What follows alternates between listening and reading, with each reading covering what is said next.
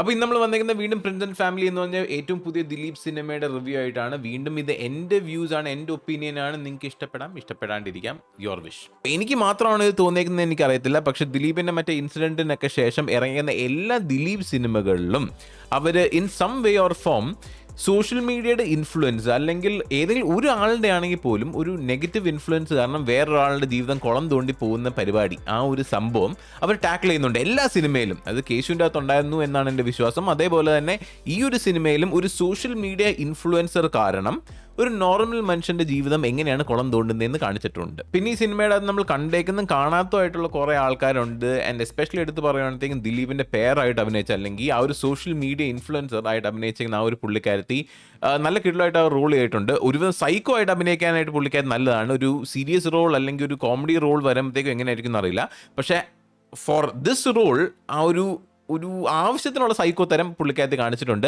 അതെനിക്ക് ഇഷ്ടപ്പെട്ടു. It was nice. പിന്നെ ആദ്യം മമ്മിയോ സിനിമ കണ്ടിട്ട് ഇറങ്ങി വന്നത്തേക്കും ചോദിച്ചതെന്ന് വെച്ച് കഴിഞ്ഞാൽ ഇങ്ങനത്തെ സൈക്കോളൊക്കെ ശരിക്കും ഉണ്ടോ യൂട്യൂബിൽ എന്നാണ് എൻ്റെ അടുത്ത് ചോദിച്ചത്. സോ എനിക്കിങ്ങനത്തെ ആൾക്കാരെ അറിയത്തില്ല. ഇങ്ങനെ ശരിക്കും ഇങ്ങനെ പ്രാന്തോ ട്രെൻഡിങ് ലിസ്റ്റ് എന്ന് പറഞ്ഞുകൊണ്ട് നടക്കുന്ന ആൾക്കാരെ അറിയത്തില്ല. പക്ഷേ സ്റ്റിൽ ഇങ്ങനെ ട്രെൻഡിങ് നമ്പർ 1 കയറണം, വലിയ വ്യൂവിന് വേണ്ടി ചെയ്യണം, പൈസയ്ക്ക് വേണ്ടി ചെയ്യണം എന്ന് പറഞ്ഞുകൊണ്ടിരിക്കുന്ന ആൾക്കാരൊക്കെ ഡെഫിനറ്റ്ലി ഉണ്ട്. പക്ഷേ ലൈക്ക് ഇത് ഭയങ്കര ഒരു എക്സ്ട്രീം നേച്ചർ അല്ലെങ്കിൽ ഒരു എക്സ്ട്രീം ബിഹേവിയർ ആയിട്ട് കാണിക്കുന്നതാണ്. യെസ്, ഇംഗ്ലീഷ് നമ്മൾ കുറേ മീം സാധനങ്ങളൊക്കെ കണ്ടിട്ടുണ്ട്. പക്ഷേ മലയാളത്തിൽ അല്ലെങ്കിൽ നമ്മുടെ കേരളത്തിൽ ഇങ്ങനത്തെ സാധനങ്ങൾ കുറവായിരിക്കും. പക്ഷേ യെസ്, ഡെഫിനറ്റ്ലി ഒരു എക്സെൻട്രിക് പേഴ്സണാലിറ്റി അല്ലെങ്കിൽ കുറച്ച് എക്സ്ട്രീം ആയിട്ട് ചിന്തിക്കുന്ന പേഴ്സണാലിറ്റി ഉള്ള ആൾക്കാർ ഉണ്ടാവേണ്ടതാണ്. പിന്നെ ഗെയിമിംഗ് സൈഡിൽ ഇങ്ങനത്തെ പരിപാടിയൊക്കെ നല്ല കുറവാണ്. ഏത് കളിച്ചിട്ടും കാര്യമില്ല. ഒന്നെങ്കിൽ GTA അല്ലെങ്കിൽ വേറെ എന്തെങ്കിലും ഉണ്ടംപൊരി എന്ന് പറഞ്ഞുകൊണ്ട് കളിക്കലല്ലാണ്ട് വേറെ എല്ലാം കണക്കാം. പക്ഷേ ഫ്രം എ വ്ളോഗേഴ്സ് പെർസ്പെക്റ്റീവ് അല്ലെങ്കിൽ ഒരു വീഡിയോ റിയാക്ഷൻ ചാനൽ അല്ലെങ്കിൽ ഇതുപോലെ ഈ വായിട്ട് അല്ലെങ്കിൽ ഇതുപോലത്തെ സാധനങ്ങളൊക്കെ ആണെങ്കിലും മേ ബി ആ ഒരു ട്രെൻഡിങ് സംഭവത്തിന് ഒരു ഇമ്പോർട്ടൻസ് ഉണ്ടായിരിക്കാം. ഞാനിപ്പോൾ കുറച്ച് കൊല്ലങ്ങളായിട്ട് ഈ പരിപാടി ചെയ്യുന്നുണ്ട്. പക്ഷേ വ്ളോഗിങ് സാധനങ്ങൾ നമ്മൾ കുറവാണ്. അതുകൊണ്ട് എനിക്കറിയത്തില്ല. ദിലീപിലേക്ക് വരുവാണെങ്കിലും പുള്ളിക്കാരനും നമ്മുടെ ഈ മോഹൻലാൽ മമ്മൂട്ടി എന്നൊക്കെ പറയുന്ന പോലെ തന്നെ പുള്ളിക്കാരന് സ്വന്തമായിട്ടൊരു ചാമുള്ളൊരു മനുഷ്യനാണ്. പുള്ളിയും ഈ ചിരിയും കളിയും ഈ തമാശയും കാര്യങ്ങളെല്ലാം ചെയ്യുമ്പോഴത്തേക്കും നമുക്കും കാണുമ്പോൾ ഭയങ്കര രസമാണ്. ആ ഒരു ചാം ഇപ്പോഴും വിട്ടുപോയിട്ടില്ല. എത്ര വയസ്സായെങ്കിലും എന്തോരം കാലം കഴിഞ്ഞിട്ടാണെങ്കിലും ആ ഒരു ചാം ഇപ്പോഴും ദിലീപ് റീറ്റെയിൻ ചെയ്തിട്ടുണ്ട്. പിന്നെ കുറെ പേര് പറഞ്ഞുകൊണ്ടിരിക്കുന്നത് ദിലീപിന്റെ ഒരു കംബാക്ക് സിനിമയായിട്ട് ഇത് കൂട്ടാൻ പറ്റുമെന്നാണ്. പക്ഷെ അത്രക്കായോ എന്ന് ചോദിച്ചു കഴിഞ്ഞാൽ ഇല്ല. മേ ബി ഒരു സിനിമയും കൂടെ വന്നു കഴിഞ്ഞാൽ ഒരു കംബാക്ക് എന്ന് പറയാം.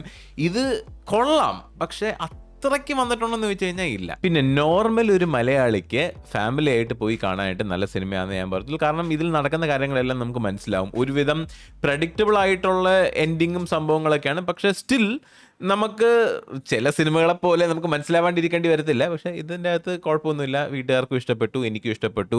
ഒരു വൺ ടൈം വാച്ചിന് നല്ലതാണ്. തിയേറ്റർ എക്സ്പീരിയൻസ് തന്നെ ചെയ്യണമെന്ന് ഞാൻ പറയത്തില്ല. OTT വരാൻ വെയിറ്റ് ചെയ്താലും ഇറ്റ്സ് ഫൈൻ.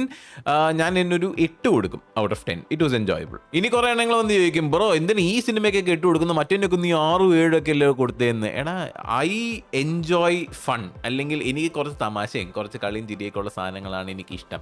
അല്ലാണ്ട് ഭയങ്കര സീരിയസ് ആയിട്ടുള്ള മാസ് പടങ്ങൾ താല്പര്യമില്ല എന്ന് തന്നെ വേണമെങ്കിൽ പറയാം. ചിലപ്പോൾ പ്രായത്തിൻ്റെ ആയിരിക്കും, എനിക്കറിയത്തില്ല. പക്ഷേ ഞാൻ ഈ കാര്യത്തിൽ ഭയങ്കര ബയസ്ഡ് ആണ്. വീണ്ടും തുടക്കത്തിൽ പറഞ്ഞതല്ലേ, എൻ്റെ വ്യൂസാണ്. എല്ലാവർക്കും ഇഷ്ടപ്പെടണമെന്നില്ല.